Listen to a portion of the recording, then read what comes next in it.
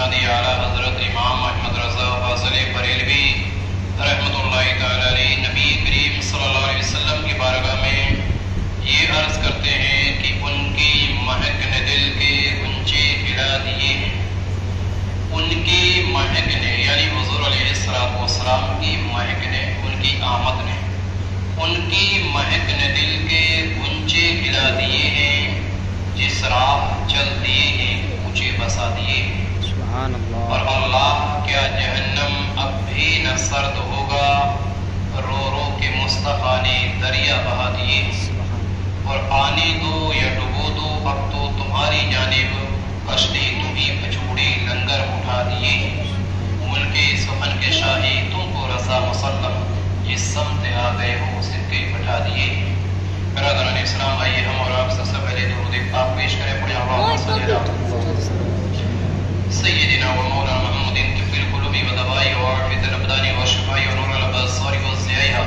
सल्लु अलैहि सल्लल्लाहु व सल्लम अलैहि हबीबी या रसूलुल्लाह सल्लल्लाहु अलैहि वसल्लम। बरादरान इस्लाम, अभी मैंने आयत करीमा की तिलावत की, जिसका मतलब ये है कि बेशक मुराद को पहुँचे वो, बेशक मुराद को पहुँचे जो सुतरा हुआ यानी पाकीज़ा, और अपने रब का नाम लेकर नमाज पढ़े। अज़ीज़ान गिराम, और आज हम बिस्मिल्लाह की फजीलत बयान करेंगे कि बिस्मिल्लाह शरीफ की क्या फजीलतें हैं। जामे तिरमिज़ी की रिवायत है, इसके अलावा ये रिवायत इब्ने माजा के अंदर भी रिवायत मौजूद है। आक़ा करीम सल्लल्लाहु अलैहि वसल्लम फरमाते हैं कि इज़ा अकला अहदुकुम फनसिया अन यज़कुरल्लाह अला तआमी फलयक़ुल बिस्मिल्लाह फी अव्वलिही व आखिरिही।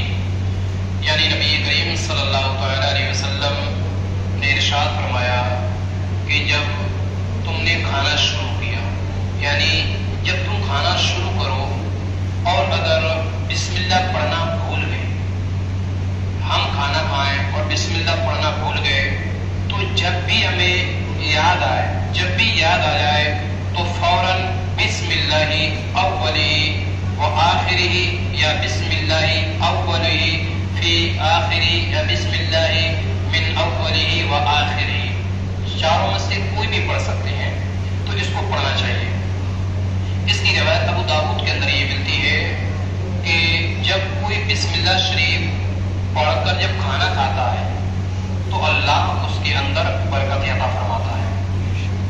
इसके अलावा रब की रहमतें उसके अंदर होती हैं।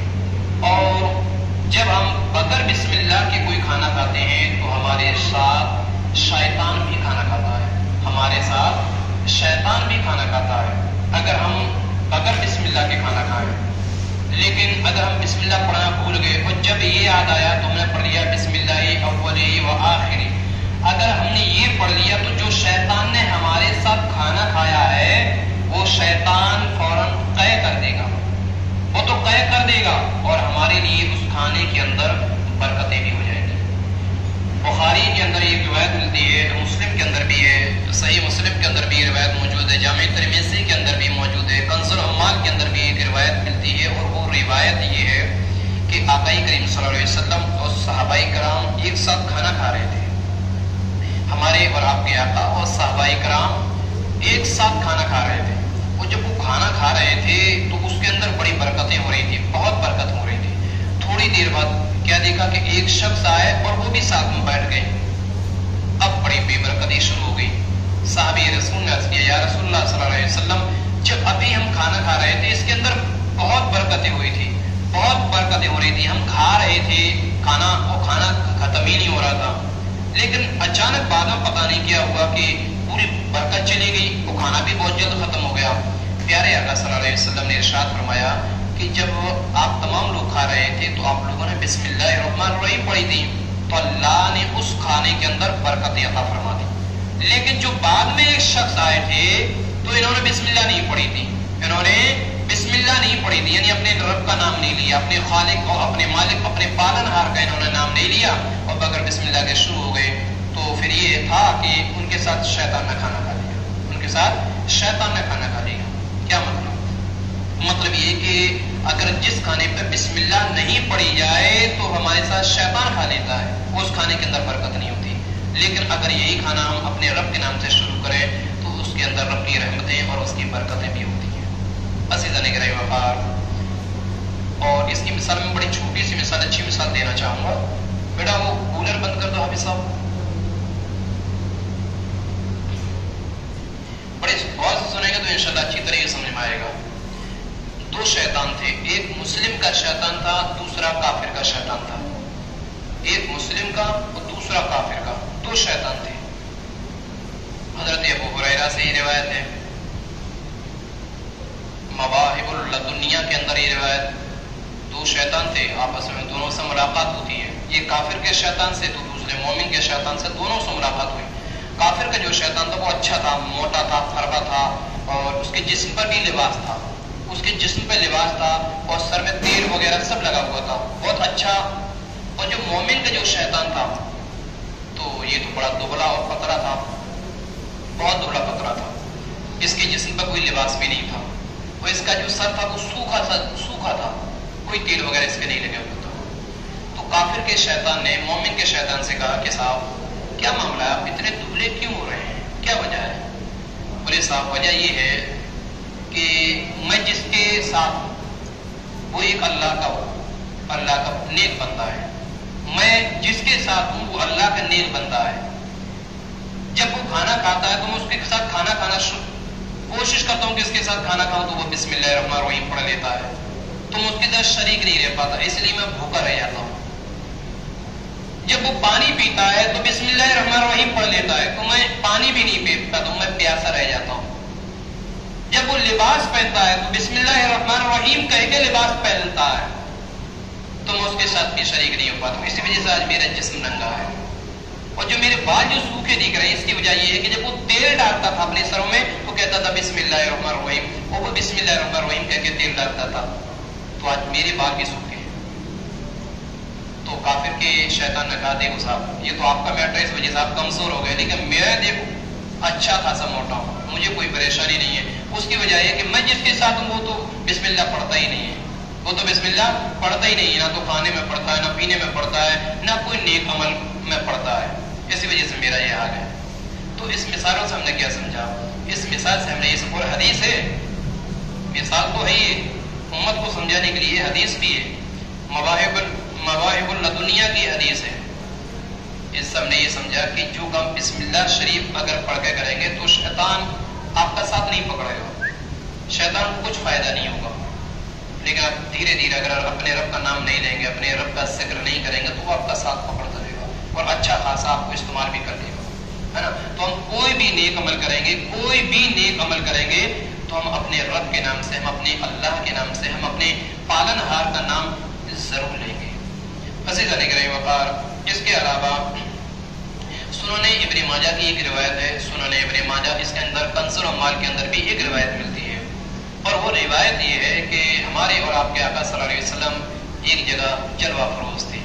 حضور ہمارے بیٹھے ہوئے تھے، صحابہ کرام رضوان اللہ تعالی علیہم اجمعین کا بھی جمع غفیر موجود تھا، صحابہ بھی بیٹھے ہوئے، آقا بھی بیٹھے ہوئے. اتنی دیر میں ایک صحابی آتے ہیں، ایک صحابی رسول یہ عرض کرتے ہیں یا رسول اللہ علیہ الصلوۃ والسلام، میں کھانا کھاتا ہوں لیکن یا رسول اللہ میں بھوکا رہ جاتا ہوں، یا رسول اللہ میں کھانا کھانے کے باوجود میں سیر نہیں ہو پاتا، میں بھوکا رہ جاتا ہوں، میری بھوک نہیں مٹ پاتی ہے رسول اللہ علیہ الصلوۃ والسلام. حضور نے فرمایا کہ شاید تم اکیلا کھانا کھاتے ہو، تم اکیلے ہی کھانا کھاتے ہو. کہا یا رسول اللہ کھانا تو میں اکیلے ہی کھاتا ہوں، کھانا تو میں اکیلے ہی کھاتا ہوں. میرے نبی نے ارشاد فرمایا صحابی تم سب کے ساتھ کھانا کھاؤ، مل کے تم سب کے ساتھ کھانا کھایا کرو. گھر میں جب سب لوگ بیٹھا رہ رہے ہیں تو سب کے ساتھ کھانا کھایا کرو. اس کے علاوہ جب آپ کھانا کھائیں تو بسم اللہ الرحمن الرحیم ضرور پڑھ دیا کریں، بسم اللہ الرحمن الرحیم ضرور پڑھ دیا کریں. اس کے ساتھ ساتھ آپ کی بھوک بھی مٹے گی، آپ سیر بھی ہو جائے گا، اور اس میں آپ کے کھانے میں اللہ کی برکتیں بھی ہوں گی. اس مثال سے ہم نے کیا سمجھا؟ اس حدیث سے ہم نے یہ سمجھا کہ رسول پاک علیہ الصلوۃ والتسلیم کا بھی یہ حکم ہے، یہ فرمان ہے کہ جب بھی آپ کھانا کھائیں تو بسم اللہ الرحمن الرحیم ضرور کہیں. اس کے علاوہ اگر آپ پانی بھی پئیں تو بسم اللہ الرحمن الرحیم ضرور کہیں. اس کے علاوہ اگر آپ کوئی لباس پہن رہے ہیں، کوئی کپڑا وغیرہ پہن رہے ہیں، جسم پر پینٹ ہے، شرٹ ہے یا کرتا ہے، پاجامہ ہے، آپ جو بھی پہنے تو بسم اللہ الرحمن الرحیم کہہ کے پہنیں. کہیں سفر کر رہے ہیں تو آپ سفر میں بھی بسم اللہ الرحمن الرحیم کہیں گے.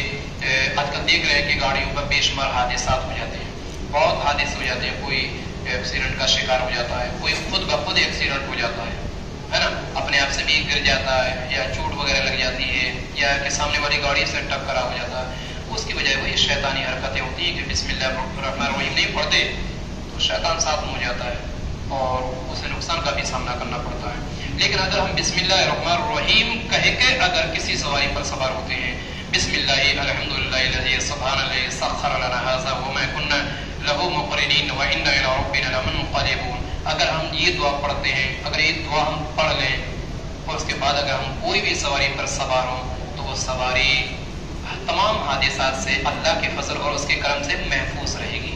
اگر آپ سوچو گے کہ ارے یہ تو کافی لمبی دعا ہے، یہ دعا ہم کیسے پڑھیں گے، تو کم سے کم اگر اتنا نہیں کہہ سکتے تو ایک لفظ تو آپ بھول ہی سکتے ہو، ایک دو لفظ، اور وہ یہ ہے کہ بسم اللہ الرحمن الرحیم الحمدللہ. بسم اللہ الرحمن الرحیم الحمدللہ. اگر کسی کو پوری دعا نہیں ہے تو اتنا تو بول لے بسم اللہ الرحمن الرحیم الحمدللہ. اس کے بعد وہ سواری پر سوار ہو جائے، انشاءاللہ اللہ کے فضل اور اس کے کرم سے وہ سواری پر وہ شخص کبھی حادثات کا شکار نہیں ہوگی، ہے نا. تو یہ تمام وہ چیزیں ہیں کہ ان پہ ہمیں عمل کرنا ہے. ایک عربی صحابی مصطفیٰ کریم صلی اللہ علیہ وسلم کی بارگاہ میں آئے، انہوں نے یہ کہا یا رسول اللہ علیہ الصلوۃ والسلام میں بہت گنہگار ہوں، حضور میں بہت گنہگار ہوں، اللہ کی بارگاہ میں میری بخشش کے لیے دعا کر دیں. کون کہہ رہے ہیں؟ صحابی رسول. جانتے ہیں صحابی کسے کہتے ہیں؟ صحابی اسے کہتے ہیں اس مقدس ترین جماعت کا نام، اس مقدس عظیم شخصیتوں کو نام صحابہ کرام انہیں کہتے ہیں کہ جنہوں نے حالت ایمان میں اپنے ماتھے کی آنکھوں سے رسول اللہ صلی اللہ علیہ وسلم کو دیکھا ہو اور ایمان ہی کی حالت میں اس دنیا سے چلا گیا ہو، اس کو کہتے ہیں صحابہ کرام کی مقدس جماعت. اب صحابی وہ صحابی کہ جن کا وقت اٹھنا بیٹھنا تمام رسول اللہ کے ساتھ رہا، جنہوں نے رسول اعظم صلی اللہ علیہ وسلم کا چہرہ دیکھا ہو، تو بتاؤ کیا اللہ اسے بخشے گا نہیں؟ بتاؤ صحابی، اور وہ یہ کہہ رہے ہیں یا رسول اللہ میں بڑا گنہگار ہوں، میں نے بڑے گناہ کیے ہیں. بتاؤ صحابی ہو گیا اپنے رب کا ان کے دلوں میں کتنا خوف ہے، اللہ کا کتنا ڈر ہے. لیکن ایک ہم اور آپ ہیں کہ ہمارے دلوں میں اللہ کا کوئی ڈر نہیں ہے، کوئی ڈر نہیں ہے. جیسا کہ ابھی آپ نے دیکھا تھا رمضان میں دو نمازی ہوتے ہیں صاحب، دو نمازی ہوتے ہیں. ایک نمازی ہوتا ہے سالی اور دوسرا نمازی ہوتا ہے رمضانی. ایک سالی ہوتا ہے دوسرا رمضانی. سالی کا مطلب یہ ہوتا ہے کہ جو سال بھر اپنے رب کے ڈر اور اس کے خوف سے نماز پڑھتا ہے، اپنے رب کے خوف اور اس کے ڈر سے وہ نماز پڑھتا ہے، اپنے رب کی محبت میں نماز پڑھتا ہے، رسول کائنات کی الفت میں بہ کر وہ اپنے رب کی عبادت کرتا ہے. ایک ہوتا ہے رمضانی. اب رمضانی کا کیا مطلب؟ رمضانی کا مطلب یہ وہ صرف رمضان میں نماز ادا کرتا ہے، یعنی اسے یہ احساس ہوتا ہے کہ صرف رمضان میں ہی نماز، وہاں پہ اس کے علاوہ کوئی نماز، وہ رمضانی میں نماز فرض ہے، اس کے علاوہ اس کے اوپر کوئی نماز ہی فرض نہیں. اس کے دل میں شاید یہی ہوتا ہوا. لیکن جب تک میرا اپنا خیال ہے اور قرآن مقدس کا جو فرمان ہے، حدیث کا جو فرمان ہے، وہ تو یہ کہ سالوں سال ہمارے اوپر نماز فرض ہے، سالوں سال ہمارے اوپر نماز فرض ہے. رمضان گیا نماز ہی گئی، رمضان گیا نماز ہی گئی. کئی صاحب کو تو میں یہ دیکھا، میں برائی کے طور پر نہیں کہہ رہا ہوں، ایک نصیحت کے طور پر کہہ رہا ہوں. کئی صاحب کو تو میں نے یہ دیکھا وہ صرف مغربی ہی آتے تھے. ایک آدمی کی بات نہیں کر رہا ہوں، کئی آدمی کو میں ایسے دیکھا، 2-4-5 آدمیوں کو کہ وہ صرف مغربی میں آتے تھے اور مغرب کے برابر ایک وقت ہی انہوں نے نماز نہیں پڑھی پورے رمضان کے اندر. اب اللہ جانے وہ افطار کرنے آتے تھے یا کس نیت سے آتے تھے وہ مجھے نہیں پتا. لیکن بہرحال کہنے کا مطلب یہ تھا کہ شاید ان کو میں یہی پیغام پہنچانا چاہوں گا کہ مغرب کے علاوہ بھی اور بھی نمازیں تھیں جو انہوں نے نہیں پڑھی تھیں. بہرحال تو بولنے کا مطلب یہ کہ رمضان میں بھی ہمارے اوپر نمازیں فرض ہیں اور رمضان کے علاوہ بھی فرض ہیں. نماز فرض ہی ہوتی ہے، نہ تو رمضان میں آپ چھوڑ سکتے ہو نہ رمضان کے علاوہ. بس رمضان میں اور عام دنوں میں فرق یہ ہوتا ہے کہ رمضان میں اس نماز کا ثواب بڑھا دیا جاتا ہے، اس نماز کا ثواب بڑھا دیا جاتا ہے. لیکن رمضان کے علاوہ اس کی اہمیت گھٹتی نہیں ہے. فرض کی کبھی اہمیت نہیں گھٹتی. فرض کی نماز فرض ہی ہوتی ہے، وہ اللہ کا قرض ہے آپ کے اوپر، جیسا آپ کو ادا ہی کرنا ہوگا، ہے نا، وہ کسی طور پر معاف نہیں ہے. بہرحال اللہ کی بارگاہ میں توبہ کریں کہ اللہ تعالیٰ جو نمازیں ہم سے چھوٹی ہیں اللہ معاف فرمائے اور ہم نمازوں کی پابندی کریں گے. قرآن حدیث پاک کے اندر آپ نے سنا ہوگا، کئی ہمارے خطیبوں سے سنا ہوگا، علماء سے سنا ہوگا دیگر لوگوں سے سنا ہوا، اور وہ یہی سنا ہوا آپ نے کہ اللہ کے نزدیک نہ تو یہ پوچھا جائے گا کہ بھائی تو سنی ہے کہ تو وہابی ہے، تو سنی ہے کیا تو وہابی ہے، یہ دیوبندی ہے یا رافضی ہے، قادیانی ہے، اہل حدیث ہے، یا کون سی جماعت سے تم تعلق رکھتے ہو۔